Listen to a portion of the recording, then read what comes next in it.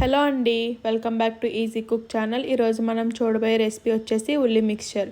దీన్ని ఈజీగా టేస్టీగా ఈవినింగ్ స్నాక్లోకి ఎలా ప్రిపేర్ చేసుకోవాలో చూద్దాం. నోటికి పుల్ల పుల్లగా కారం కారంగా తినాలనిపించినప్పుడు క్విక్గా చేసేసుకునే రెసిపీ ఎలా ప్రిపేర్ చేయాలో చూసేద్దాం. దీనికోసం బాండీ తీసుకొని ఆయిల్ వేసుకొని హీట్ అయిన తర్వాత చెక్ చేసుకొని 1 కప్పు వరకు కార్న్ఫ్లేక్స్ వేసుకొని ఫ్రై చేసుకోండి.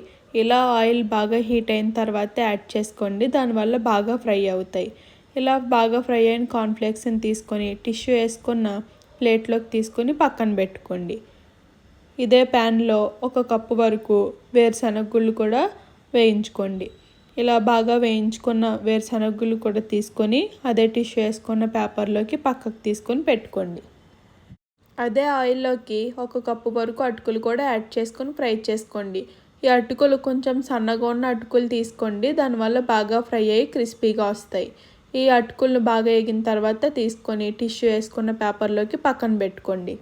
ఇప్పుడు ఈ మిక్చర్ కలపడం కోసం ఒక గిన్నెని తీసుకొని దాంట్లోకి మనం ముందుగానే ఫ్రై చేసి పెట్టుకున్న అటుకులు, కార్న్ఫ్లేక్స్, అలాగే పల్లీలు కూడా యాడ్ చేసుకోండి. ఇలా అన్నీ యాడ్ చేసుకున్న తర్వాత దీంట్లోకి ఒక మీడియం సైజ్ ఉల్లిపాయను ఇలా ముక్కలుగా తరుక్కొని అది కూడా యాడ్ చేసుకోండి. అలాగే దీంట్లోకి ఒక చిన్న పచ్చిమిర్చిని కూడా చిన్న ముక్కలుగా తరుక్కొని యాడ్ చేసుకోండి. అలాగే రుచికి సరిపడా ఉప్పు, 1.5 టేబుల్ స్పూన్ వరకు కారం, 1/2 టేబుల్ స్పూన్ వరకు చాట్ మసాలాను కూడా యాడ్ చేయండి. ఇప్పుడు దీంట్లోకి మీడియం సైజు నిమ్మకాయను గింజలు లేకుండా రసం పిండుకోండి.